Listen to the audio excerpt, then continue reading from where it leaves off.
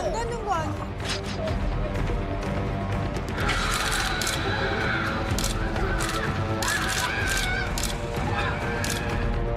그 방금 보신 그 가족 중에 한 명입니다.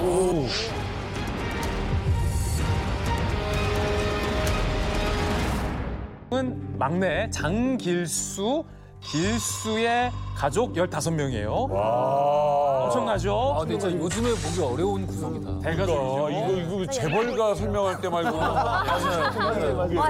요 길순의 가족은 가계도의 제일 끝에 있는, 제일 위에 있는 외할머니가 먼저 탈북을 시도합니다. 왜냐? 그럼 왜 했냐? 위험한데. 외할머니의 남편, 그러니까 길수의 외할아버지가 중국인이었어요. 북한 내에서 차별받고 안 좋은 대우를 계속 받아오니까 북한 내에서 못 살겠다. 라고 해서 두만강을 건너서 먼저 중국으로 과감하게 탈북을 합니다. 근데 막상 외할머니가 중국에 와보니까 밥도 굶지 않을 수 있고 일도 할 수 있고 돈도 잡을 수 있고 정말 이 길순의 외할머니가 대단한 게 그 어렵게 두만강을 건너서 탈북했는데 다시 북한으로 들어가요. 이야. 다시 북한으로 들어가요. 이야. 그래서 가족들을 설득해서 데리고 오는 거예요. 야 누구 빼오고 다 같이 탈북을 하다 보니까 너무 많아. 15명. 대단하다, 대단해. 이 가족이 대단한 게 직접 가서 데려오는 경우는 드문데 외할머니가 2번을 북한으로 이제 건너갔다 옵니다. 대단해. 그리고 할머니가 데려온 사람들이 가서 또 조카까지 또 데리고 오고 있어요. 그러니까 서로 가족들이 위험을 무릅쓰고 두만강을 드나들면서 서로가 서로의 브로커가 되면서 될 것 같죠. 이야. 그래서 15명이 된 거죠. 브로커 비용은 하나도 안 들었겠어요. 그랬네. 자, 이 가족 중에 당시 15살이었던 소년 장길수에 우리 한번 주목을 해봅시다. 1984년생이에요. 함경북도 화대 출신이고 1999년 1월 11일 배고픔을 견디지 못했던 이 장길수 소년은 두만강을 건너가지고 탈북에 성공을 합니다. 넘은 다음에 남기고 온 이제 가족과 친척들이 이제 마음에 걸린 거죠. 그래서 다시 한번 그 위험을 무릅쓰고 다시 북한에 들어가요. 그래서 4명의 일가 친척을 데리고 나오는데 그 과정에서도 국경 수용대한테 걸려서 두들겨 맞고 고문당하고 어머니도 이제 같이 이제 탈북을 하거든요. 근데 어머니도 탈북을 하신 다음에 중국인 가정에서 이제 보모로 일을 했는데 중국인 가족들이 이제 북한 사람이라는 걸 알고 난 다음에 거지다 놀리고 애들이 그리고 또 그 꽁즈라고 하지 않습니까? 월급도 반밖에 안 주고 근데 하소연할 데가 없어요. 북한 사람이라는 걸 공안이 알면 잡혀가기 때문에. 근데 이 길수란 친구가 얼마나 고생을 많이 했냐면 그 은신처에서 보낸 날들이라고 그 중국에서 3년 동안 살았던 그 과정을 그린 일기가 있거든요. 정말 제대로 신발 한 번 신어보는 게 소원이었다고 하죠. 북한에서는 육체적인 고통이 좀 더 심했어요. 왜냐면 먹고 살기 힘들고 배고프고 그렇지. 맨날 이러니까. 근데 중국에 와서는 육체적인 고통보다 전 정신적인 고통이 제일 심한 것 같거든요. 왜냐면 저희 가족 같은 경우는 잘 때 절대 신발을 벗지 않아요. 잘 때도 그냥 신발 신고 자는 거예요. 언제든지 그 사이렌 소리가 들리면 바로 도망갈 수 있는 자세가 돼야 되니까. 그리고 밖에 나가서 놀잖아요. 놀면 그 구석구석 숨을 수 있는 곳만 보는 거예요. 안 오는구나. 경찰 소리가 들리면 우린 무조건 저쪽으로 뛰어야겠다. 저기 숨으면 되겠다. 이렇게 다 이제 숨을 곳만 찾게 되고 네. 아이고. 기수 가족도 어떻게든 중국으로 빠져나오긴 했는데 거기서 삶이라는 게 그렇지 않습니까? 한편으로는 차별받고 한편으로는 언제든지 다시 끌려갈 수 있다는 공포감에 사로잡혀서 사이렌 소리만 남은 자다가도 벌떡 일어나가 수면하는 이런 상황. 이런 삶을 언제까지 지속할 수 있을까? 이렇게 막막해하던 차였죠.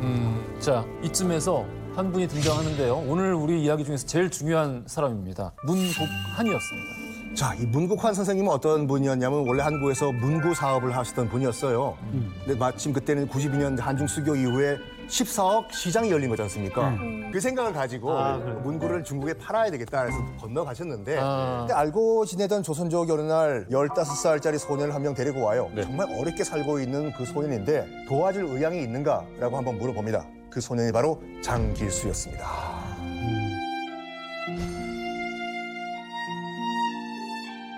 선생님도 그냥 문구 사업하러 왔으니까 뭐 밥 한 끼 사주고 그러다가 이제 밥 2끼가 되고 생필품 사주고 이것저것 도와주다가 어느새 자기도 모르게 연변과 흑룡관 쪽에서 숨어서 흩어 살던 길순의 가족들 이 문과 선생님이 어느새 다 모아가지고 한 곳에서 살 수 있게 정착지도 마련해주고 진짜 은인이다. 그러니까요. 시다리 아저씨 그 이상이에요. 네. 그러다 보니까 길순의 가족들은 이 문국한 씨를 큰아버지 이러면서 따르고 이렇게 도움 준 지가 그때만 하더라도 벌써 3년이 넘게 와. 3년이 넘게 와. 이런 도움을 이게 계속 해주고 있었어요. 하루 이틀이 아니라 3년이요? 3년 넘게. 대단하시네. 저는 꼭 만나 뵙고 싶어요. 언제 기회 되면. 심지어 어떤 일까지 있었냐면요. 이제 탈북하신 가족 중에 북한에서 이제 임신을 한 채로 탈북을 하신 분이 있었거든요. 네. 근데 이제 중국에 와서 애를 낳는데 애 낳았다는 소문이 딱 이제 퍼지니까 애를 팔라고 그 부부한테 이제 계속 이제 해유를 네. 하는 거예요. 예전에 근데, 좀 그런 네. 게. 예. 그래 맞아. 근데 그때 딱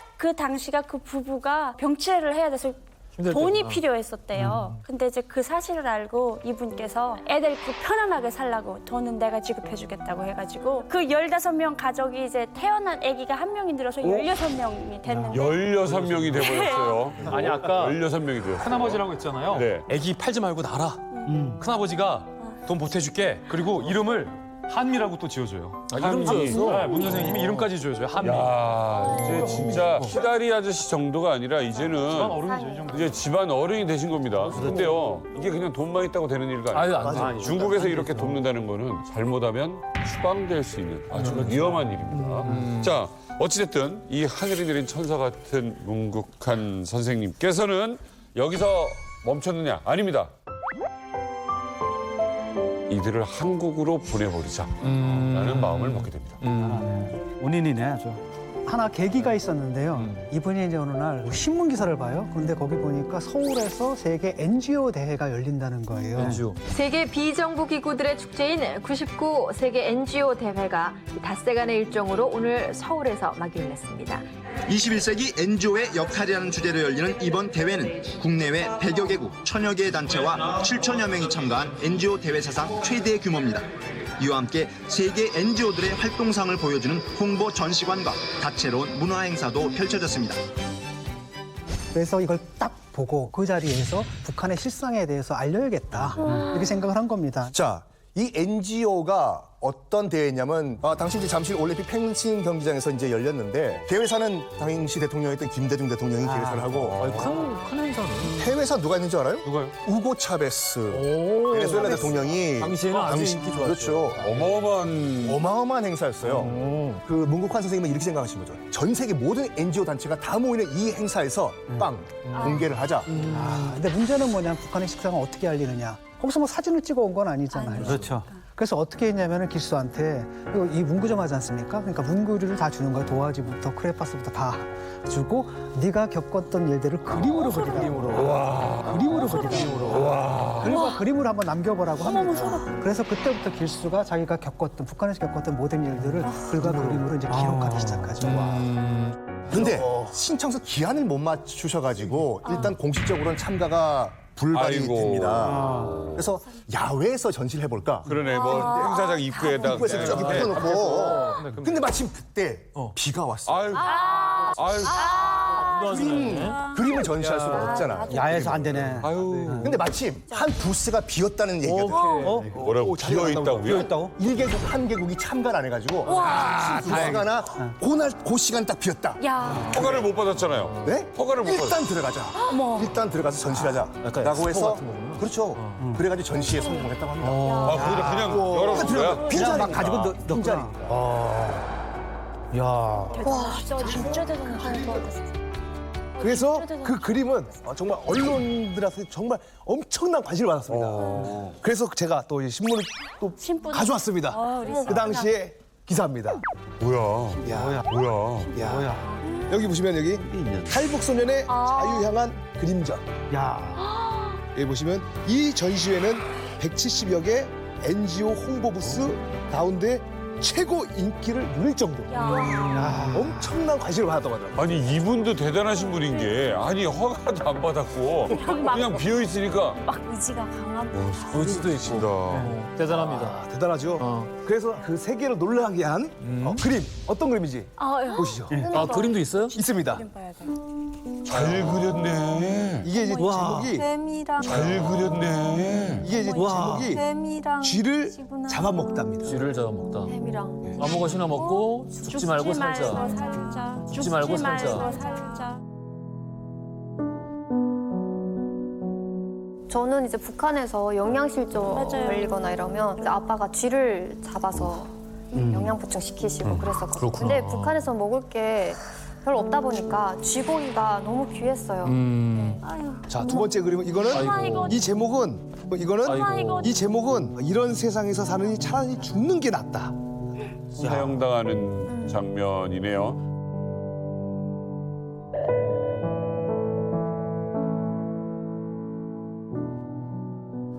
이 앞에 보면 어린이들, 어릴수록 효과가 좋다고 어린아이들을 앞에다 두고. 그렇죠, 전시효과죠.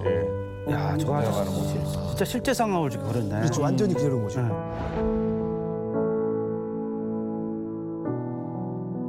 사형 장면을 보신 분. 다 봤지만 처음 보신 게 언제입니까? 저 8살. 아이고. 공개 처형. 예, 공개 처형하는데 죄는 생각이 안 나고 그 총 쏘던 장면이 이제 기억이 나는데 나도 잘못하면 저렇게 죽을 수 있겠구나라는 공포감이 그때 확 와닿았어요. 처음 보신 게 언제입니까? 저는 한 10살 정도 되는데 저희 집 앞에 있는 수학산에서 사용을 하는데 저렇게 군인들이 딱 3명이 와서 3발씩 쏴요, 한 사람이. 9발을 쏘니까 탁 무너지더라고요. 아이고야.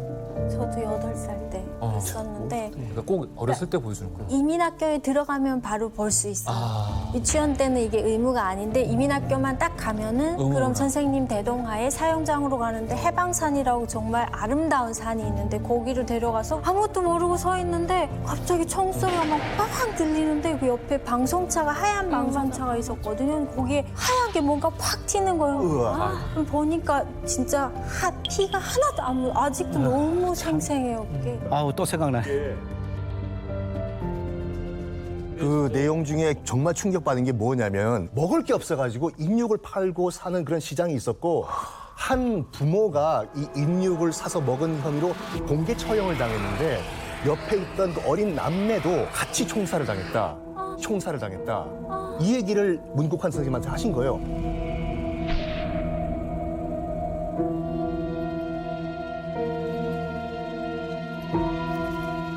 이 99년도면은 고난의 행군 끝에 굉장히 힘들 때죠. 제일 한창 힘들 때.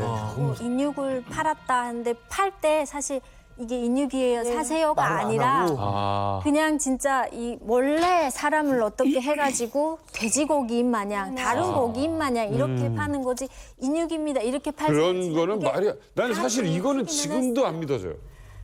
저희 아파트에서도 있었거든요. 4층에 사시는 이제 평양인데도 썰이 아니고?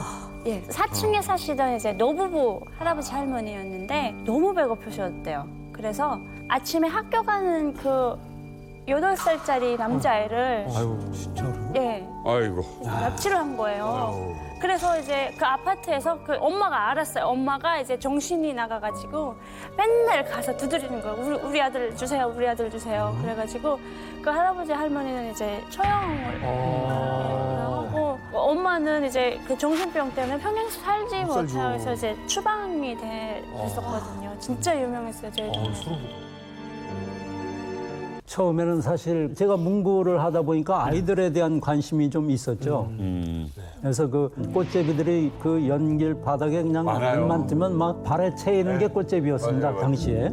그러다가 이제 북한 실상을 좀 알려야 되겠다 생각을 하고 어떻게 할까 하다가 뭐 카메라를 가지고 북한에 갈 수도 없는 거고요. 그래서 제가 그 조선족 알고 있던 여성분에게 꽃제비를 만나가지고 내가 도구를 줄 테니까 그림을 그리게 하라.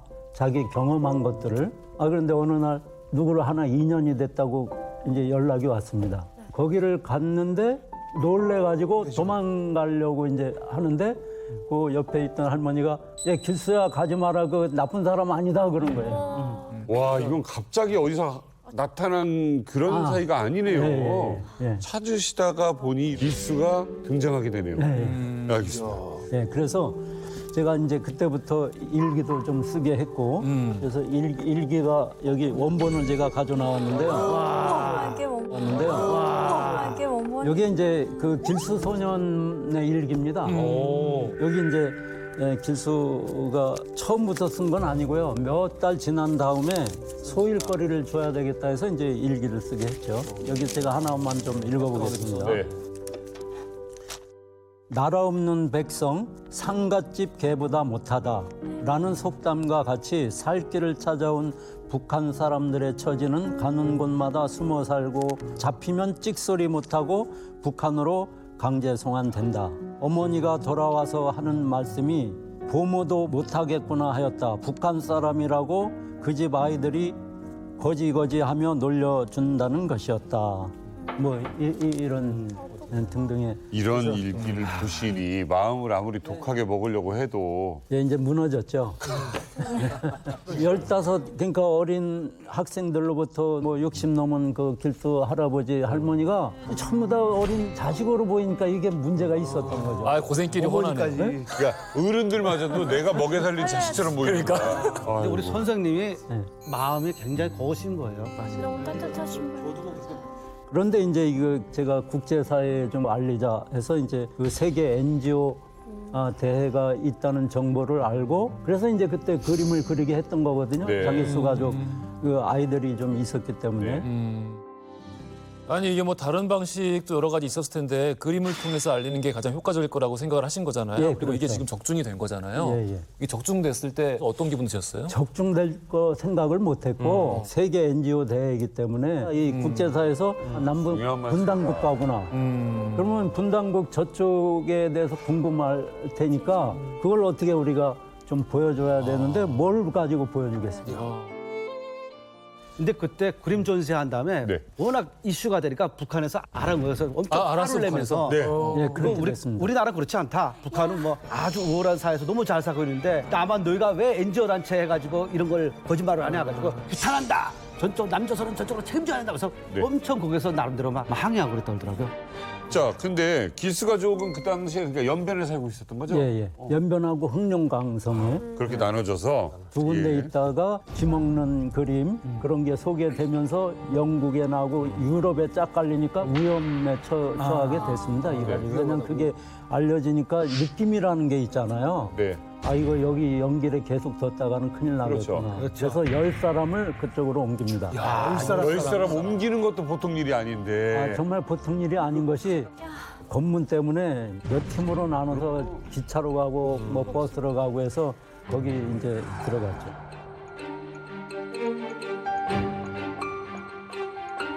여기가 어디입니까? 저기가 이제 대련의 아파트인데요. 저희가 때 당시만 해도 고급 아파트입니다. 왜냐하면 공안들이 좀 눈속임을 해야 되겠구나. 그래서 있는 돈 없는 돈 해가지고 그러니까 거기다가 10명이 아파트에 있으면 걸릴 위험이 더 높아요. 높죠. 주민신고 때문에.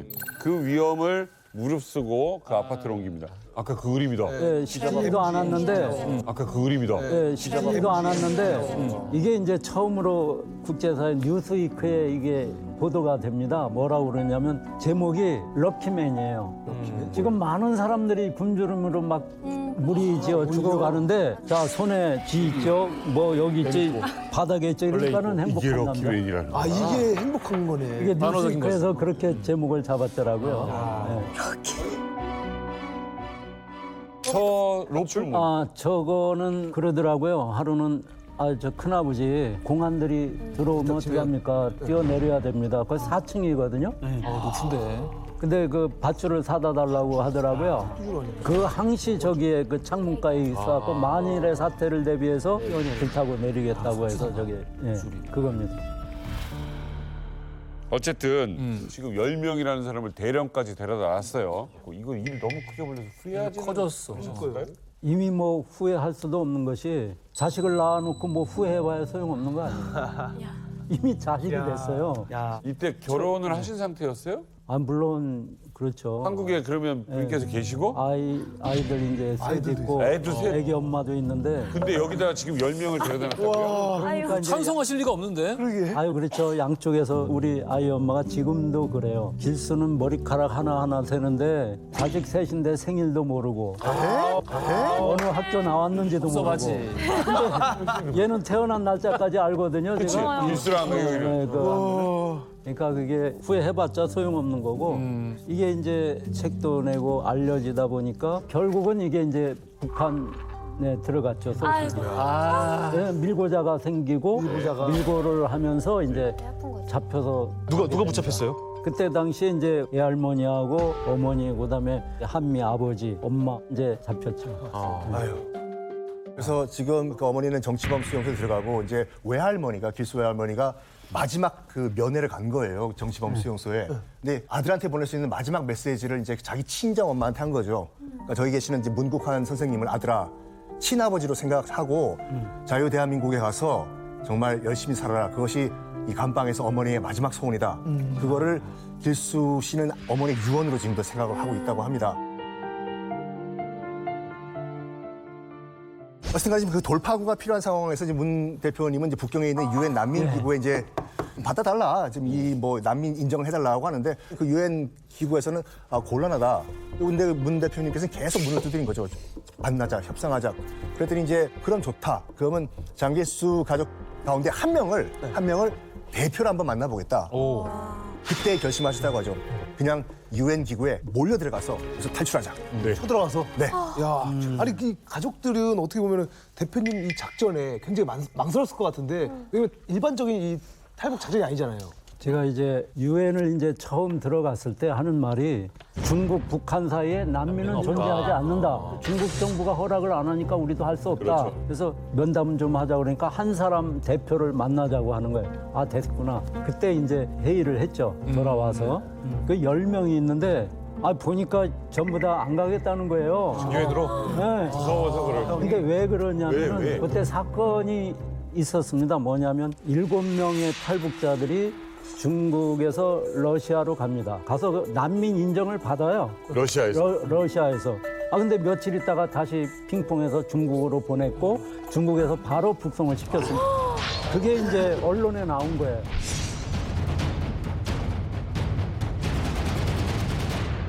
그걸 듣고 이제 큰아버지 그건 못 갑니다. 우리 가다가 여기는 인정을 받았는데도 그러는데 우리 인정해 줬습니까? 맞네. 그래서 그때 질수라도 데리고 가자 그랬죠.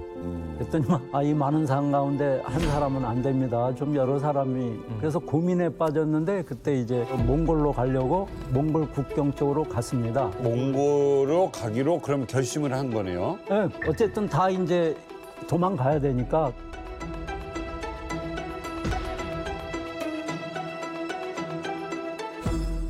자, 3년이 지났습니다. 3년 만에 드디어 장길수 가족의 대탈출 그 첫걸음을 떼기 시작했습니다. 2001년 6월 26일 새벽 6시 길수의 외할머니가 사람 수대로 쥐약을 구해옵니다.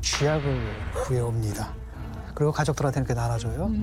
그러니까 그 최악의 사태. 나중에 탈출을 하다가 적발돼가지고 발각되어가지고 북한으로 소환될 경우에 그렇게 죽느니 차라리 스스로 목숨을 끊자 이렇게 판단한 거죠. 그런데 또 그 약을 모든 가족들이 또 받아요. 그건 필수죠. 오전 9시 30분이 됐어요. 가족들이 뛰어가기로 한 곳은 유엔. 더 정확히 표현하면 중국 북경에 있는 유엔 난민 고등 판무관실 그 건물이에요. 말이 유엔이지 중국이에요. 베이징이에요. 일단 길수 포함해서 7명하고 문국관 선생님까지 그 유엔 건물 건너편에 건물에 편의점이 있었어요. 편의점에서 일단 동태 좀 살펴보자라고 해서 동태를 불안한 마음으로 살핍니다. 네. 그 주변에 외국 공간이 많아서 경비가 매우 삼엄한 동네라고 해요. 그런데 불행 중 다행인 것. 유엔 건물 바로 옆에 한국 영사관이 있었어요. 그래서 그때 중국에 있는 조선족들이 한국에 가서 돈을 벌어야 돼서 한국 영사관을 들락날락 많이 했었어요. 그러니까 길순의 가족이 그나마 조선족처럼 보일 수도 있겠다. 조선족처럼 보여서 자연스럽게 유엔 건물로 들어가면 성공할 수도 있겠다라는 생각을 하게 된 거예요. 근데 자 어찌 유엔 건물까지 간다 하더라도 난관이 4개나 남아 있습니다. 첫 번째 난관은 건물 바깥을 지키는 경비원을 통과해라. 이거 발이 안 떨어질 것 같아. 두 번째 미션. 건물에 들어갔어요. 건물 내에 사무실을 안내하는 경비원을 통과하라. 건물 내에. 자, 세 번째 미션. 야, 뭐 이렇게 많아. 유엔 사무실 있잖아요. 그 유엔 사무실을 지키는 경비원을 통과해라. 경비원을 통과해라. 어떻게 자, 이게 대문만 통과한다고 끝이 아니네. 산 넘어 산이죠. 산 넘어 산. 근데 네 번째 관문이 또 있어요. 뭐예요? 또 뭐야? 유엔 건물 사무실 지키는 경비원 통과하고서 유엔 직원이 안에서 문을 열어줘야 들어갈 수 있어요. 문을 열어줘야 들어갈 수 있어요. 이게 무슨 은행 터는 거예요? 톰 크루즈야? 한 번에 7명 다 들어가면 100% 걸린다. 안 된다. 두세 명씩 찢어서 들어가라. 진입하라는 작전을 세우고 결행을 합니다. 와, 어떻게 됐습니까? 그래서 예, 그 맞고요. 세 팀으로 나눴습니다. 그 안내자가 또 있어야 돼요. 네. 저는 길수하고 길수 외할머니를 손잡고 이제 들어가고, 집을 가고. 그다음에 두 번째 팀은 그 통역이 좀 필요했습니다. 난민기구가 이제 영어를 하거든요. 네, 이제 네. 그래서 그 통역자가 잘해야 되거든요. 그래서 통역한 사람, 그 한국 사람으로 좀 훈련을 시켜서 그 사람이 이제 두 사람 맡고, 그다음에 이제 일본 기자가 있습니다. 예. 그 기자가 계속 취재를 했습니다. 장기수 가족을. 그래서 그 기자도 이제 세 사람 맡고, 그래서 기자도 데리고 들어간 거예요? 그렇죠. 그래서 만약에 걸리면은 본인들은 정말 쥐약 먹고 죽을 각오를 한 거예요. 그 다음에 이제 이 기자들을 좀 동원해달라고 그랬습니다. 그 만일의 사태를 대비해서. 근데 거기서 이제 문제가 생겼습니다. 아이고. 문제가 생겼습니다. 아이고. 제가 이제 길수 할머니하고 손을 잡고 들어갔는데 로비까지 어찌어찌 들어갔는데 느닷없이 그 방송용 카메라 큰 거 있죠? ENG 카메라 이런 ENG 카메라. 이런 거. 이게 내 앞을 그냥 꽉 들어갔고, 한 사람은 그 프레시맨이 나를 그냥 쫙 비치는 거예요. 아직 안 됐는데 지금 주연 사무실 들어가야 되는데. 지금 문 열고 아직 거기서 3단계는 산 넘어 삼이 있는데 그때 내가 죽었구나 이제. 지금 모든 이게 3년 동안의 고생, 또 이 많은 가족이 이제 끝났구나 생각하니까 일을 어떻게 무너지는 거예요. 그렇다고 주저앉을 수도 없고. 일본 방송들이었어요. 일본 방송들. 네. 보내달라고 했던. 그러니까 욕심이 생겼던 거예요. 원래는 계획이 그게 그럼 안 아니라 돼. 유엔 안으로 들어가서 그때부터 취재하라고 그랬죠. 그 영화 찍는 것도 아닌데. 근데 계속 나만 그냥 따라다니는 거야. 따라다니는 거예요. 몰래 그래서 들어가야 되는데. 근데 이제 경비병이 왔죠. 쫓아오면서 몇 명이 이제 뭐 하는 거냐 여기가 그렇죠. 시비가 붙었습니다. 근데 이 기자는 그 생각도 안 하고 나만 그냥 내 행동만 지금 빨리 가라. 그때 순간적으로 제가 무슨 생각을 했느냐, 두 사람이라도 살리자. 그래서 제가 엘리베이터 쪽으로 가서 얼른 엘리베이터를 탔습니다. 근데 경비병이 열리는 문을 열고 있으니까 안에서 저는 계속 안 닦이지. 닦기라고. 근데 그 기자가 꽥 하고 소리를 지르니까 잠시 놨어요. 근데 조금 있다가 다치고 올라가더라고. 올라가더라고. 진짜 쫄린다.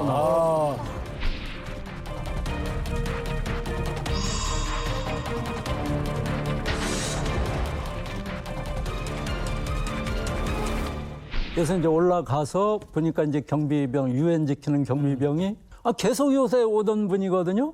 그리고 들락날락 하니까 구면이라. 구면이니까 또 왔구나 이렇게 생각하고요. 들어가시죠 그랬어요. 들어와가지고 그때부터는 뭐 이제 마음이 이제 놓이더라고요. 그리고 조금 있으니까 다 들어오는 거예요. 다 들어오는 거예요. 어떻게? 어떻게 들어왔지? 어떻게 들어왔지? 아까 그 일본 기자가 중국 공안이랑 계속 싸웠나 보다. 그런가? 그랬나? 나중에 보니까 그게 위기가 이제 기회가 된 것이 거기서 밑에 공안들은 뭘 봤냐면 카메라맨을 본 거예요. 이게 큰 사건이 생긴 거예요. 그러니까 우왕좌왕한 거죠. 왜 허가 없이 취재하러 왔냐. 그리고 뭐 사방이 연락하는데 그렇지. 또 그냥 간 거예요. 아무도 제지 안 받고. 그러니까 뭔가 큰 걸 터트려야 되는 거야. 유인했네. 유인장. 일본 취재팀이 도와준 거네. 그러니까 오히려 그래서 이제 다 들어와서 그때 이 하늘이 도우셨구나. 나 놀랍다. 그리고 이제 그때는 이제 제가 안심이 됐습니다. 여기서는 이제 못 쫓아낸다. 예.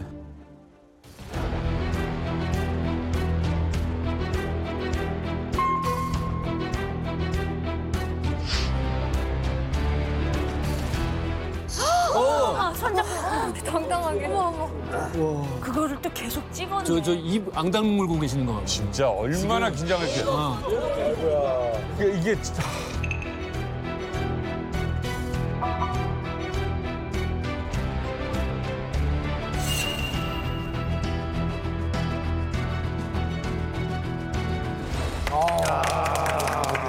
대단하네. 저는 장길수 가족 마음을 이해할 것 같아요.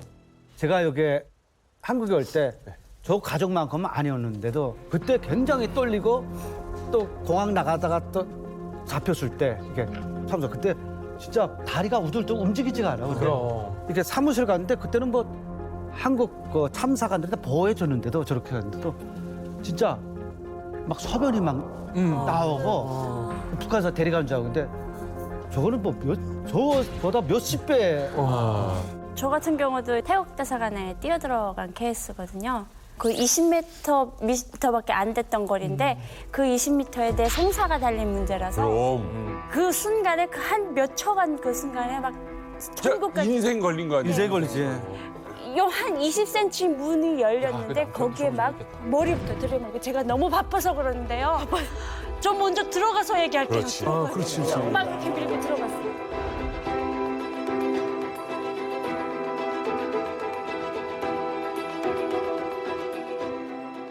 북한을 탈출한 한 가족 7명이 중국 베이징의 유엔 난민 고등판무관실 사무소에 들어가 농성을 벌이고 있습니다. 이들은 난민의 지위 인정과 한국 송환을 요구하고 있습니다. 우리도 잘 살아오면서 우리도 살고 북한도 그렇고 한국자도 그렇고 조금이라도 도움이 됐으면 좋겠습니다.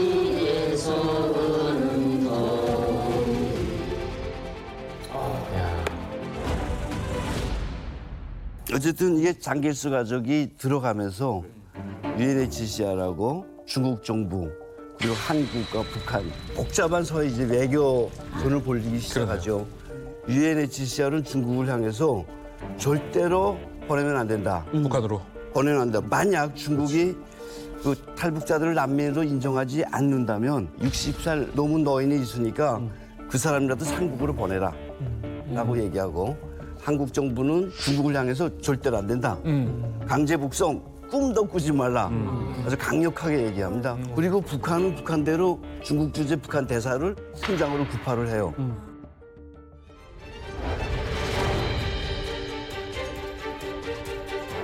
야. 와. 누구야? 자, 6월 27일 그들을 찾아오는 사람이 있는데 최진수 북한 대사입니다. 북한 대사입니다. 무서워. 저승사자 아니야, 저승사자.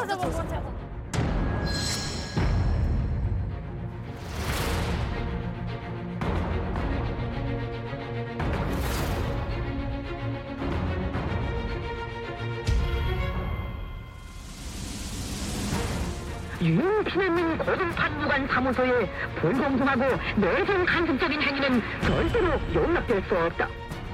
진짜.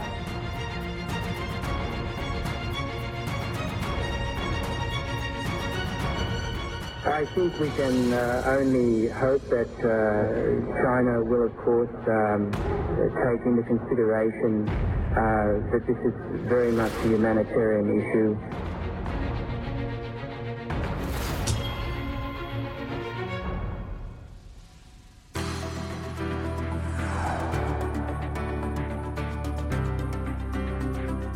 모르겠습니다. 무슨 꿈 같습니다. 지금. 이곳이 바로 꿈에도 그리던 남한 땅. 천신만고 끝에 남한 땅에 첫 발을 디딘 길수근 가족의 얼굴엔 안도와 기쁨이 교차했습니다. 어서 오십시오. 야, 박수가 절로 나오네. 어서 오십시오. 이렇게 한국 땅을 보니까 정말 인생에 처음으로 태어난 것 같습니다. 마음의 기쁨은 더 많아지었고요. 한국 가서 살아서 뭐든지 뭐 어떻게 강제 송환돼서 죽든지 이게 마지막 장면이다 하고 비장한 각오로 떠났죠.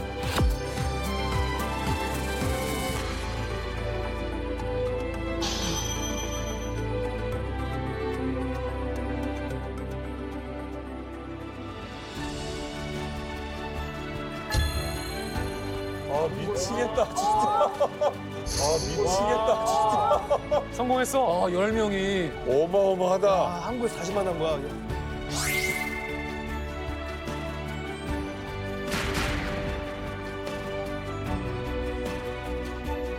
와! 야, 이거 진짜 대단하다. 이거 무슨 영화를 이렇게. 그러게요. 보통 일이 아니야. 대단하다. 이런 영화 같은 일들이 있겠구나. 아니 또 궁금한 게 이 대표님 아까 인터뷰하실 때 보니까 수술복 같은 걸 입고 계시더라고요. 아니 마스크까지는 알겠는데 수술복을. 국제사회에 뭔가 그 메시지를 줘야 되는데 북한은 중병 걸린 환자 집단이다. 그 환자들을 놓고 어떻게 내가 수술복을 벗을 수 있는가. 또 하나는 신변 보호를 하는 것이 뭐냐면 내 얼굴 알려지면 중국 못 가죠. 아직 한민회가 살아있잖아. 한민회가 와야 되는데. 그러네.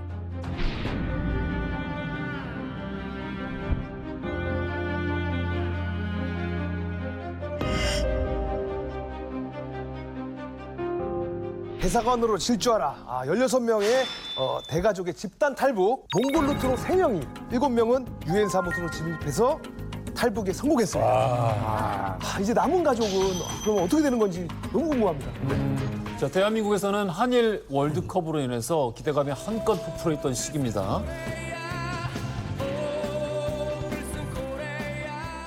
2002년 5월 8일 중국에서는 각종 대사관 주변 경비가 더욱더 섬해졌는데요. 중국 선양에서 남아있던 길수 가족들이 한국행을 시도합니다. 자, 2002년 5월 8일입니다.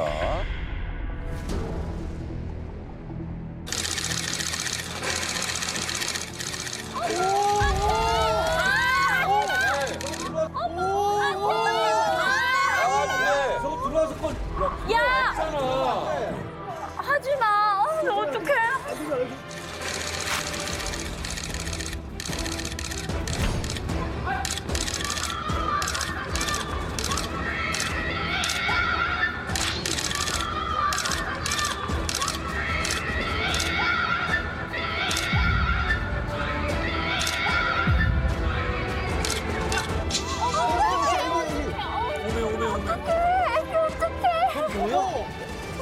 안 돼. 안 돼. 아, 왜 그래?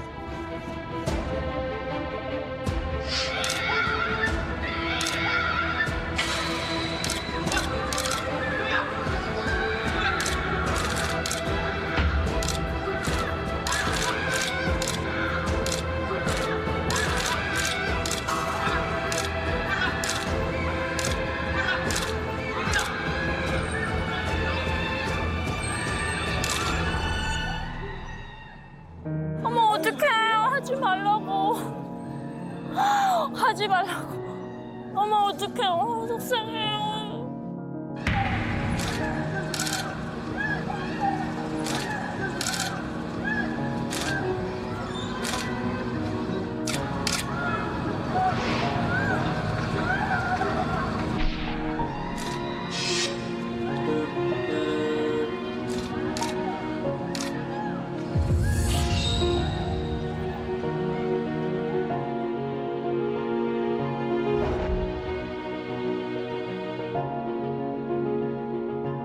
아유, 세상에. 이 영상을 이렇게 쭉 보니까 너무 긴박하네요. 그러니까, 야, 이거를.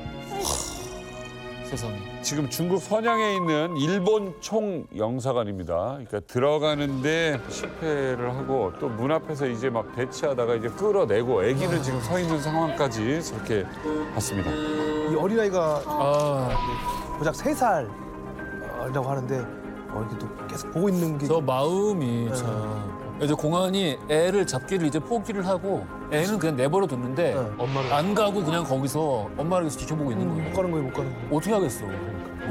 애한테 무슨 짓이야, 저게. 자, 이 가족의 탈북은 과연 이대로 실패하게 되는 걸까요? 오늘 이만갑이 모신 또 다른 휴민트가 있습니다. 이분의 이야기를 들어보면 결과를 알 수 있을 것 같은데요.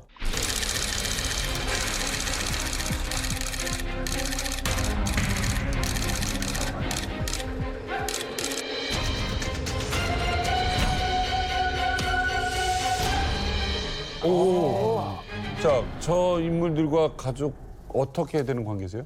일단은 그 아기가 보였잖아요. 예. 그 아기가 저희 조카 한미고요. 저 아이가 한미예요? 네, 이름이 이름 지어주셨던 김한미라고 하고요. 그리고 이제 끌려 나오시던 분이 저희 어머니였고 그 여자분 또 한 분 또 이제 한미 엄마 이제 형수였거든요. 아니 그런데 어떻게 이 3살짜리 어린 아이까지 데리고 이 온 가족이 영사관으로 이렇게 건물로 이렇게 뛰어들 생각을 판단을 하신 거예요? 그때 당시는 뭐 우리 스스로가 판단했다기보다는 대표님이 우리 가족을 심양으로 부르신 거예요. 심양으로? 네, 탈북을 해보자. 계획을 하시기 위해서. 지금 이게 한 사람 탈북하는 것도 보통 일이 아닙니다. 이거 어마어마한 일이고 또 하나는 그 중국에 있는 브로커도 사실 이 당시에는 그렇게 많이 활동하고 이런 시기도 아니었어요. 이 어마어마한 대가족입니다. 맞습니다. 1년 전에 중국 유엔 사무소 그 사건도 굉장히 대단한 시도였는데 이거는 지금 3살배기 아이를 데리고 일본 영사관을 돌진한 사건이고 상당히 무모할 수 있는 시도였고요. 이 계획의 시작은 1년 전까지 거슬러 올라갑니다. 사실 김한미 이 가족은 1년 전에 장길수 씨가 한국에 와서 그림 전시회와 출판 그런 것들을 하면서 유명해졌거든요, 서울에서. 근데 길림성에 아직 한미의 가족들이 있는 거죠. 근데 중국 공안에게 붙들리게 돼요. 네. 그래서 북송을 당하는데 그때 김한미의 그 나이가 2살. 아, 2살. 그래도 다행인 거는 이제 하늘이 더운 건지 북한으로 가서 이제 북한 당국에 의해서 아빠만 빼고 이제 딸과 이제 엄마가 구출이 석방이 돼요. 왜 북한에서 내보내줬다고요? 네, 그게 애가 있고 엄마가 애를 돌봐야 된다 뭐 이런 이유에서 보호자가 필요하니까 같이 내보낸 것 같아요. 내보내고 아빠만 이제 잡혀 있는 상황이었는데 아빠도 뭐 북한의 화장실 그 감옥 화장실 같은 경우는 되게 열악하겠지. 허술해요. 그렇다 보니까 뭐 어디 짬 구멍 이런 데가 있었나 봐요. 그런 데로 해서 또 아빠가 탈출을 합니다.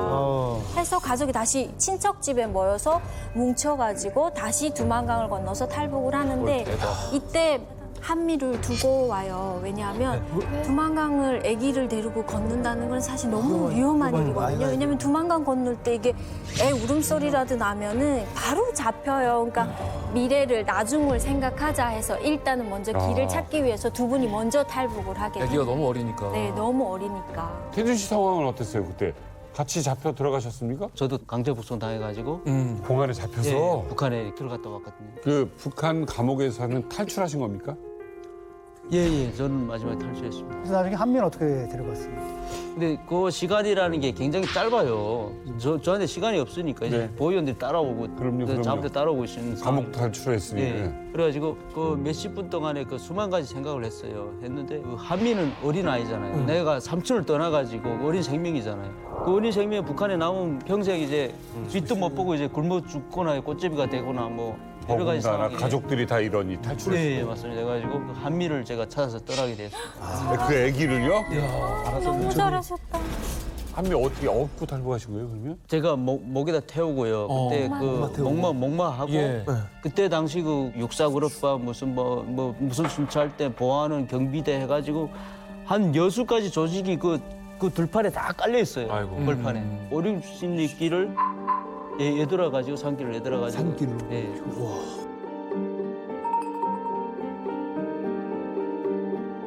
그때 2월 달이었나요? 근데 내가 그 한미 강 건너기 전에 한미하고 구들로 개가 붙들어놨는데 약속을 했거든요. 한미야, 만약에 강을 넘어가다가 네가 울거나 소리를 지르면 한미 삼촌도 한미도 이렇게 따당하고 총에 맞아 다 죽는다. 그래가지고 그렇지. 절대 한미야 얘기를 하지 말고 소리를 지르면 안 돼 하고 한미하고 이렇게 애기손가락 걸고 약속을 했어요.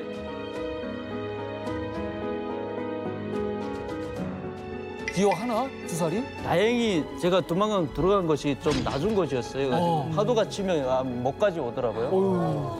근데 한 번 큰 파도가 팍 쳤는데 한미 발이 그 양말 젖은 그 물이 젖었어요. 근데 한미가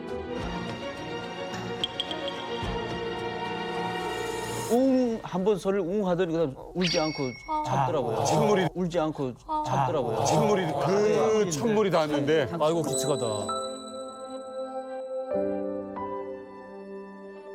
어마어마하게 추운 그 당시에 물속에 들어가신 거예요 여기까지. 조카 하나 목에다 메고. 그래서 문 선생님은 이렇게 한미까지 다 나가게 됐다라는 소식을 들으셨어요? 예, 이제 건너왔으니까 이제 가족이 다 이제 온 거죠. 예. 그래서 그 전에 준비를 했었죠. 이 가족이 오면은 어떻게 할까. 저는 계속 미국이었습니다. 미국을 움직여야 이 고통받는 2천만 북한 주민들에 대한 관심을 가질 것이다. 그리고 이제 비가 답답하니까 북경은 갈 수가 없었어요. 왜냐하면 그때 이제 그 1년 전에 그 난리를 쳤기 때문에 굉장히 그 경비도 강화되고 해서 노주임을 또 대신. 안 되겠더라고요. 북경까지 가기가. 그래서 다른 데 보니까 심양에 이제 미국 영사관이 있는 정보를 얻어가지고 답사를 갔는데 마치 길 건너가 한국 영사관이고 옆이 이제 일본 영사관이고 답사를 갔는데 어렵겠더라고요. 왜냐하면 9.11 테러가 그 전 2001년 9.11 테러가 났지 않습니까?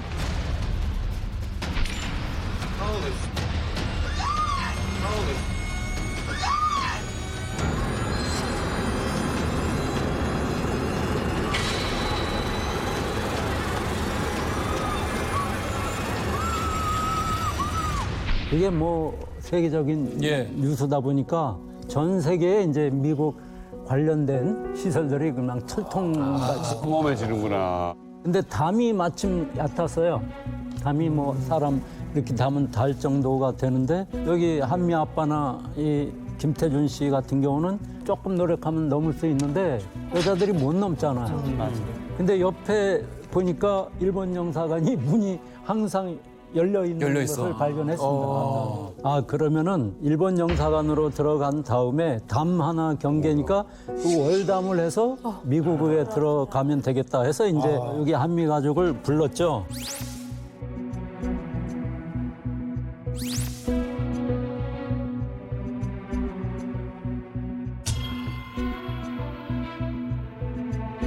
아니 근데 전날인데 저는 아무리 사진 찍으려고 하면 웃음이 안 나올 것 같은데 한미 엄마랑 한미랑 한미 할머니는 표정이 되게 밝으세요. 저 사진이 제가 찍은 거거든요. 찍었는데 이제 이분들은 이미 장길수 가족 같은 일가 10명이 안전하게 다 갔단 말이에요, 한국에. 그러니까 안전하게 이제 믿고 거리도 좀 관광도 하루 좀 하고 저녁에 관광도 약간 하고 이게 약간 최대한 릴렉스한 상태네요. 편하게 일부러. 근데 정말 대단한 게 한 해 전에는 유엔과 중국을 뒤집어 놓더니 1년 뒤에는 미국과 일본을 지금 뒤집어 놓는 작전을 쓴 건데 제가 궁금한 게 왜 한국 영사관으로 진입 안 하고 일본 영사관을 택한 거예요? 한국만의 일이 아니고 국제사회가 관심을 가져야 이 북한 문제가 해결되기 때문에 그중에서도 유엔을 움직이는 것이 미국이니까 계속 미국 언론에 나야 그래도 관심을 갖는 것. 그래서 이제 미국 영사관을 택했던 거죠. 자, 이 모든 것을 이제 기록으로 남기고 싶어가지고 이제 문국환 대표님은 1년 전에 만났던 그 일본인 기자에게 연락을 해요. 그런데 무슨 말씀을 하셨냐면 내 심양에서 점심 식사를 합시다. 그 일본인 기자에게. 근데 우리 한미 가족이 양식이 좀 별로 마음에 안 든다고 합니다. 그 대신에 이제 일식을 먹도록 하는 건 어떻겠습니까? 또 당신이 이제 일본인이니까 당신도 한번 참가를 하는 게 어떻겠습니까? 이 말을 약간 시크릿 코드 같이 전달한 거예요. 누가 도청을 할 수도 있는 거지 않습니까? 암호야, 암호. 이거 무슨 뜻일까요, 정민 씨? 이건 알겠다. 양식 대신 일식을 하잖아요. 양식을 먹지 말고 우리 일식을 먹읍시다. 이거 늦게 왔으니까. 뭐예요, 뭐? 이거 늦게 왔으니까. 뭐예요, 뭐? 미국 대사관 말고 일본 대사관 들어가자. 살았어. 이거 못 알아들으면 미국 대사관으로 가는 거야. 그러니까 뭐, 야, 우리 쌀국수 먹을까? 뭐 이게 이제 나라를 얘기하듯이 한 거구나. 그렇지. 자, 문국환 대표의 연락을 받고 일본 총영사관 진입 당일 이 소식을 극비리에 입수한 기자들이 중국 선양에 도착합니다. 그러니까 이 기자 잘하려면 이런 센스가 있어야 돼요. 양식 말고 일식 먹읍시다. 이거를 뭔 소리야, 문 대표. 그리고 일식집 앞에 가 있으면 이거 취재 못 하는 거예요. 그런데 또 기자들이 누굽니까? 이거 귀신같이 알아듣거든요. 그래서 다 일본 대사관 앞으로 아주 은밀하고 조용하게 모여듭니다. 왜냐하면 아까 봤었던 한미가 울고 있는 사진, 엄마가 문 앞에서 끌려가는 그 사진 한 장을 찍은 기자도 그 일식집에서 보자라는 말을 알아듣고 일본 대사관 앞에 있다가 그 장면을 포착한 거고 아까 그 영상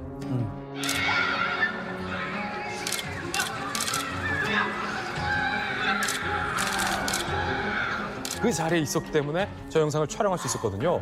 근데 만약에 저 영상이 없었으면 누명 쓰고 북송됐을지도 몰라요. 근데 그 앵글을 보면 저희 기자들 용어로 뻗치기라고 하거든요. 언제 어떤 상황이 어떻게 발생할지 모르니까 최대한 그 상황을 잘 관측할 수 있는 장소에서 그냥 뻗치고 있는 거예요. 그래서 뻗치기예요. 혹시 기자들이 어디에서 뻗치기 하고 있어라 그 장소 선점까지 우리 큰아버지가 알려주신 겁니까? 이야. 이게 감각이 아니 위치가 저격수 시점처럼 맞아요. 너무 완벽한 앵글이에요. 왜냐하면 이게 한미 얼굴이 가려져도 안 되고 당시 공안의 등짝만 보여도 안 되거든요. 어떤 건물이었습니까? 멋있다. 바로 그 일본 영사관 앞이 여관이었습니다. 여관.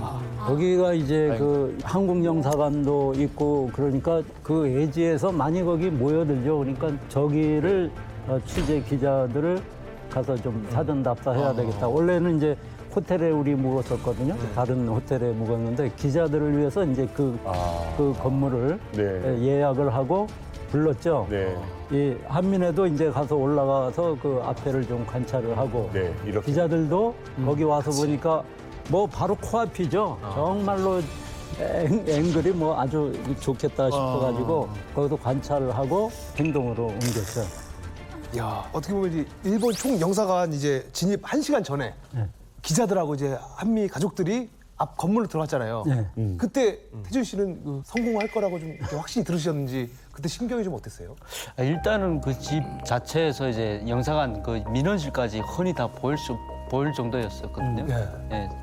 그리고 이제 마지막 순간이라 또 생각하니까요. 그게 뭐 50대 50이잖아요. 어떻게 보면 가족이 일단은 손을 잡고 우리 좀 찍어달라 해가지고 노래를 불렀어요. 우리의 소원은 통일이라는 아까 그거구나.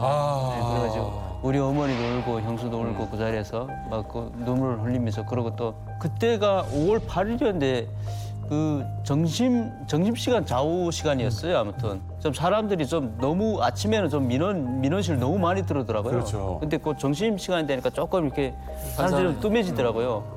그래서 우리가 5명이 한 번에 들어가야 되니까 너무 많은 사람이 같이 들어가면 또 우심이 될 것 같기도 하더라고요. 그래가지고 점심시간 그 좌우였는데 그 타이밍을 찾아가지고 들어가게 됐어요. 자, 이때가 2002년도 어버이날 5월 8일이고요. 오후 1시 55분입니다. 자, 가족들이 이제 건물에서 나와서 건너편 일본 총영사관으로 향합니다. 그때 촬영한 모습입니다. 아 이거 쫄려서 다시 못 보겠어. 너무 이거 너무.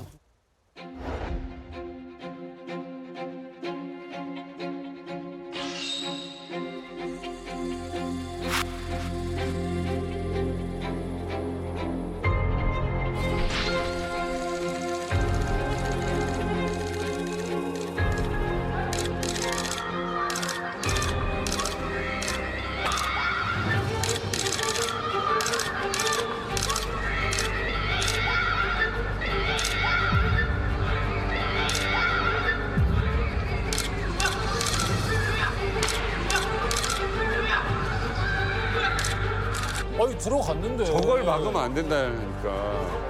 할머니가 부르시면서 애기를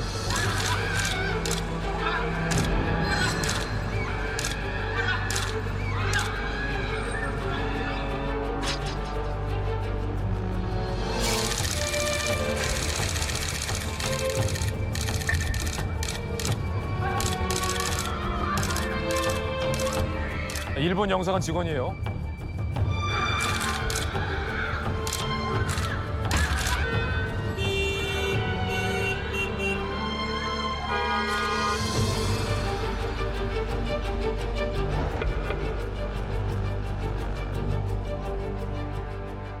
영사관의 목숨 건 진입을 시도한 가족들의 사생 결단 그 모습이었는데요. 길을 쓰고 끌어내려는 중국의 공안 그리고 이 상황을 무덤덤하게 지켜보고 있는 일본의 영사관 직원들의 모습이 탈북이나 북송 문제를 둘러싼 이 시각차, 온도 차이를 확실하게 극명하게 보여준 것 같습니다. 자, 이날 중국 공안과의 사투를 벌인 한미의 가족을 눈앞에서 지켜본 분이 계십니다.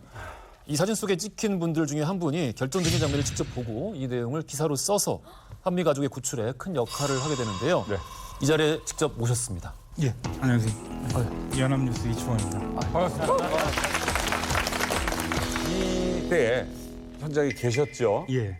어디에서 어떻게 계셨습니까? 아까 그 사진 보면 저기 이제 동그라미 쳐놓은 저기 전데요. 뒷모습 바로 앞에 계셨네. 저 일본 총영사관 앞이 이제 왕복 4차선 도로입니다. 그래서 다른 기자들하고 달리 혼자서 저 4차선 도로 맞은편에 있다가 아까 영상을 보면 제가 이렇게 건너가면서 사람들하고 같이 건너가면서 전화를 하는 상황이 나오는데 그때 본사에다가 이제 기사를 부르고 있는 상황입니다. 구두로. 아니 그 기자님도 그러면 그 한미 가족의 이 소식을 좀 비밀리에 좀 입수를 하신 거예요? 저는 그날까지 한미양 가족을 몰랐고 우리 삼촌은 사실은 전 여기서 처음 보고 그다음에 그 가시는 분들이 한미양 일가족이라는 것도 몰랐고 사실은 문관 선생님 자체를 몰랐어요. 이제 제가 그 얘기를 들은 분은 이서 목사님이라고 그 이제 그 당시에 그 장길수군 그 구출 운동할 때 같이 하셨던 목사님인데 저한테 알려준 얘기는 뭐였냐면 그 전날 이제 5월 7일 날 전 들었는데 이 기자 뭐 하고 싶은 얘기가 있다고 해서 갔더니 그 장길수군 어머니가 정치범 사용소를 극적으로 탈출해서 선양에 있는 한국 총영사관에 들어갈 예정이라고 한다. 장길순 어머니가 정치범 수용소에 있었구나. 그때 처음 알았는데 하여튼 회사에다 이제 보고해서 뭔가 선양에서 일이 있는 것 같다. 그랬더니 회사에서 우선 그러면 사진 기자를 보내라. 그래서 전날 저희 사진 기자가 선양으로 중국 기자가 있는 기자가 갔어요. 그 기자는 아까 이제 그 같이 합류를 한 거고 그 가족들이 만났다는 연합뉴스 기자는 이제 그 사진 기자였고 저는 원래 가라는 얘기가 없었는데 다음 날 돼갖고 아무래도 그 너도 가야 되겠다. 그래갖고 그 제가 거기 선양에 도착한 게 거기 시간으로 일이 2시에 벌어지는데 제가 12시에 도착했어요. 직전이네요. 12시에 도착해서 한국 총영사관으로 갔는데 얼떨떨하셨겠다. 한국 총영사관이 그게 한 10몇 층 빌딩인데 그 9층, 10층인가가 저희 한국 총영사관이더라고요. 그래서 제가 올라가 봤더니 층마다 중국 공안 다 지키고 있고 뭐 누가 들어갈 수 있는 구조가 아닌 거죠. 그래서 이거 어떡하지? 이거 징계 먹겠는데? 그러고서 이제 그 이서 목사한테 이제 전화를 해갖고 목사님 이게 말이 돼요 이게 어떻게 한국 영사관에 이게 사람이 어떻게 들어가요? 그랬더니 그때 이제 비로소 저한테 그게 사실은 제가 하는 게 아니고 문국한 씨라고 있는데 그분이 하는 거다. 그분한테 이제 처음 전화번호를 받고 문국한 씨한테 전화를 했어요. 그랬더니 문국한 선생님이 그때 저한테 되게 귀찮다는 듯이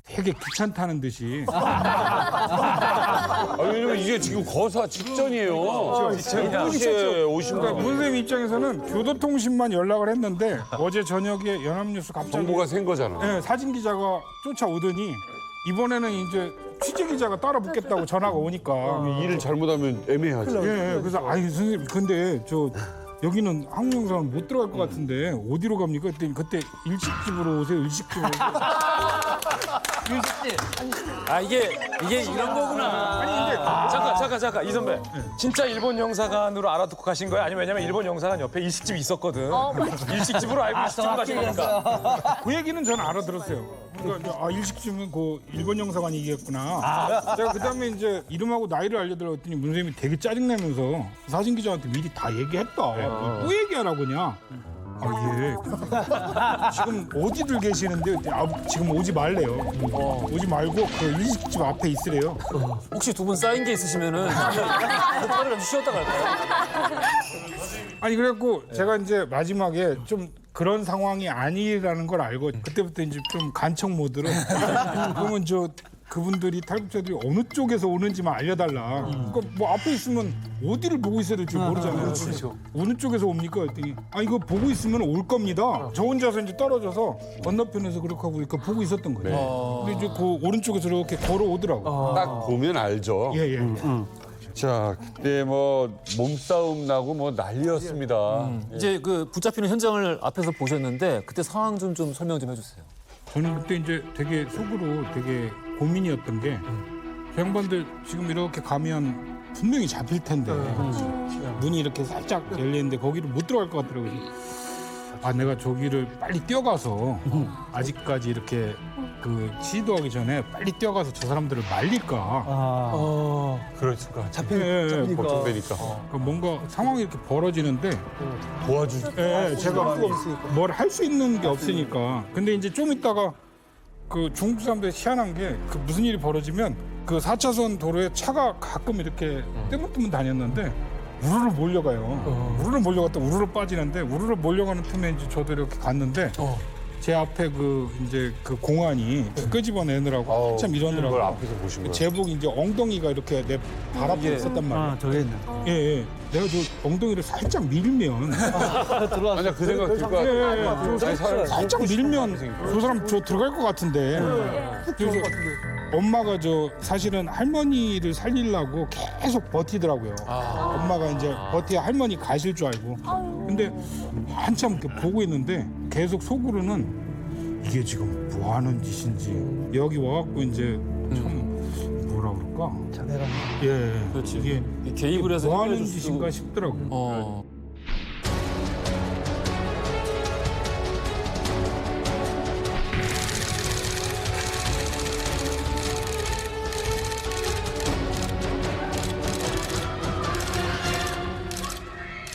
그 맞은편에서 이렇게 일본 그 외교관들을 보는데 되게 이제 그때부터 좀 치밀어 오르는 게 이 친구들이 그 친구들 표정이 귀찮은 거 좀 처리해 달라는 표정이었어요. 일본 직원들이 뭐라고 말을 걸더니 중국 공안들이 들어가더라. 일본 영사관 안으로 중국 공항에 들어간다고요? 공안에.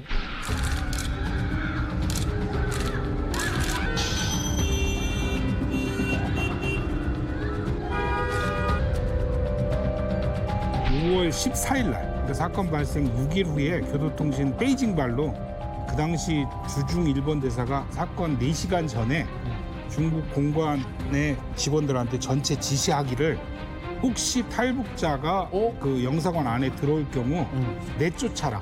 라고 지시를 했다는 기사가 5월 14일 날 교도통신에 나가요. 그때 내세운 명분은 테러였어요. 테러? 아나미 고레시계는 그 불심자가 들어올 경우 테러의 위험성이 있으니 쫓아내라. 3살짜리 애가 테러를 해요? 말이 되는 소리를 해야지. 남의 일인 거죠? 두 가지 면에서 황당한 게 첫 번째는 거기가 사실은 그 치외법권 지역이잖아요. 그런데 공안이 침투했거든요. 그럼 외교적으로 항의할 사안이에요. 그다음에 두 번째로는 이게 인도주의적 사안이잖아요.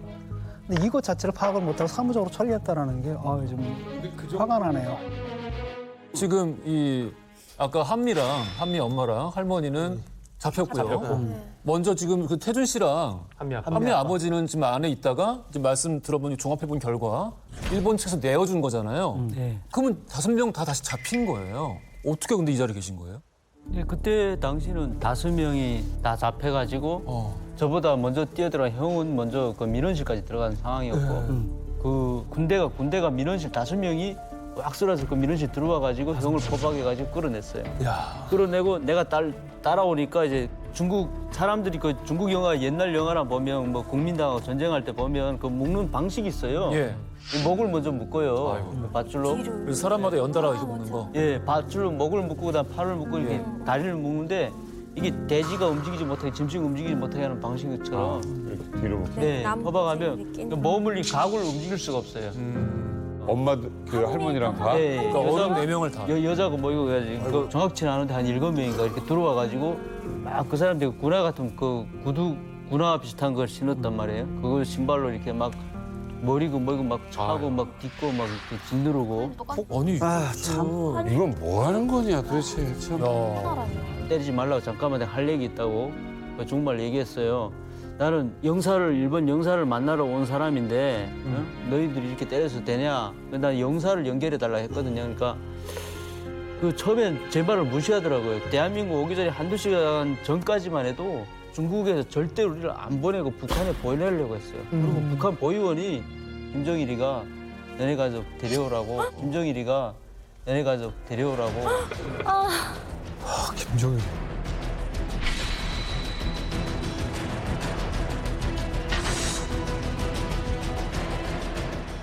저희는 그날 밤에 좀 여러 가지 좀 해프닝이 있었다는 게 호텔에 이제 그 사진 기자하고 합류를 했는데 베이징에서 특파원이 연락이 와서 밤에 지금 공안원들이 이들 둘을 쫓고 있다.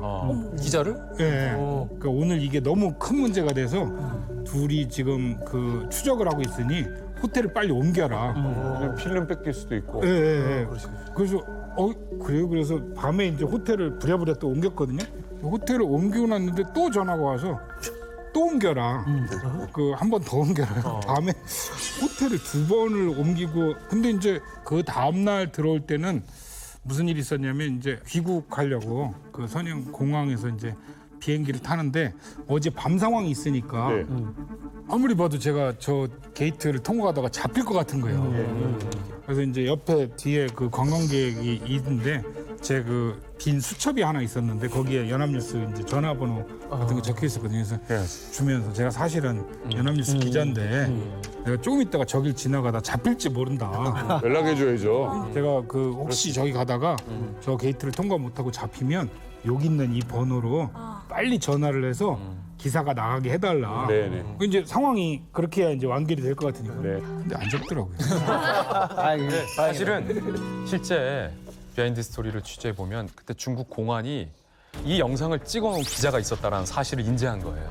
그래서 당시 연합뉴스의 우리 이충원 선배나 그 카메라 기자를 찾으려고 노력을 했었다라는 얘기도 있고 그 일본 기자, 이 영상을 촬영한 일본 기자를 잡으라는 게 중국 공안 내에서 오더가 내려왔던 거예요. 그래서 영상이 어떻게 송출됐는지의 얘기를 들어보면 이것도 영화입니다. 와. 일본 기자가 영상을 찍었어요. 이제 필름을 갖고 있는 거예요. 네. 근데 그때 중국 공안 분위기가 심상치 않은 거예요.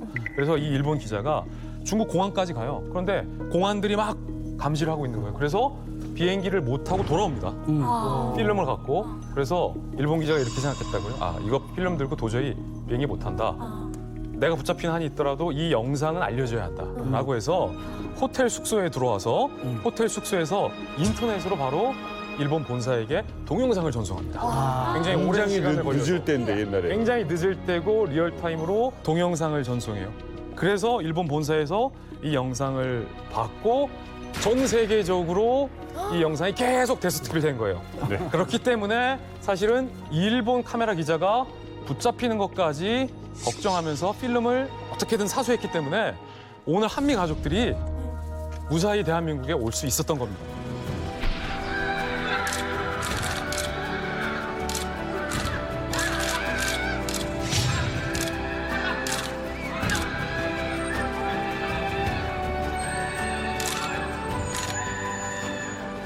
보통 이제 중국 공안에 잡히면 모두 다 이제 북한으로 송환되기 마련이지 않습니까? 그런데 올림픽을 앞두고 북경 올림픽을 앞두고 중국이 인권을 무시하는 국가다 이렇게 지키면은 개최에 굉장히 부담을 가질 수밖에 없거든요. 또 하나는 전 이 영상이라고 봐요. 이 영상이 없었으면 이 사건이 이렇게 터졌죠. 그렇죠. 왜냐하면 기억이 나거든요. 딱 보면은 막 들어가는데 억지로 끌어내고 무슨 막 비명 소리 나고 그러니까 평범한 도덕성을 가진 사람이라면 저건 있어서는 안 되고 그 잔혹함이라는 게 느껴지잖아요. 이게 전 세계로 펴졌기 때문에 중국 정부로서도 그냥 이걸 덮고 넘어갈 수는 없는 상황이었던 거죠. 맞습니다. 이제 드디어 이제 한미 가족이 15일 만에 한국 인천공항에 도착을 합니다. 그때 순간 함께 보시죠. 어린 나이에 진짜. 길숙은 친척 5명이 중국 경찰에 붙잡힌 지 보름 만에 자유의 몸이 돼서 필리핀을 거쳐 내일 새벽에 우리나라에 옵니다. 진짜 드디어 도착한 한국.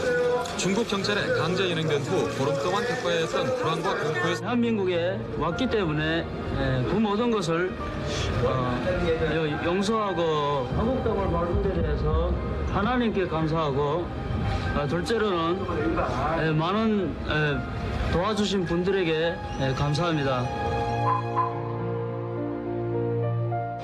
미심을 느끼는 아이고야. 세상이야. 맞구나, 너. 아이고, 진짜 눈물 난다, 이거. 세상에 어떡해줘. 심속이 대단히 기쁘지요. 그때까지 가슴에 쌓였던 게 막 좀 다 풀렸거든요. 아이고. 지난 3월 대단하십니다. 대사관 진입으로 짜 기획 망명한 중국 공안당. 제일 궁금한 거. 지금 한미 어떻게 살고 있습니까? 진짜. 제일 궁금해. 몇 살이죠? 아, 지금 22살이고. 다 컸네. 20살이니까. 대학생이네. 잘 살아요? 어떻게 지내요? 그냥 뭐 최대한 이뻐지려고 노력.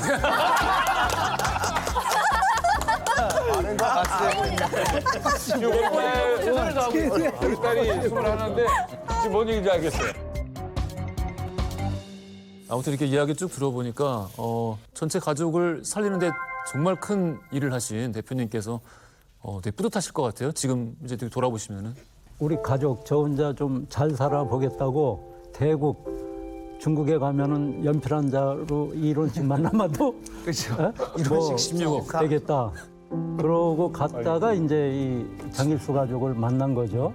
아, 만나면서 우리만 가족이 아니고 또 다른 가족이 있다는 것을 알게 되고, 근데 그 또 다른 가족이 생사를 알 수 없는 그런 험악한 곳에서 지금 쫓겨다니고 북한의 2천만이 지금 노예와 같은 삶을 살고 있는데 이게 아직도 개선되지 않고 있습니다. 그래서 한편엔 이렇게 살아온 사람들에 대해서는 고맙고 감사한 일이지만 또 2천만을 생각하게 되니까 늘 그냥 가슴이 아프죠. 15명 대가족, 우리 한미가 태어나면서까지 이렇게 왔는데 안타깝게도 마음에 걸리는 분은 장길수 씨의 어머님은 북을 탈출하지 못했습니다. 예, 이 가족의 정말 자유로운 만남은 아직도 현재 진행형으로 아직 마무리되지 않았다는 거 우리가 좀 알아둬야 할 것 같습니다.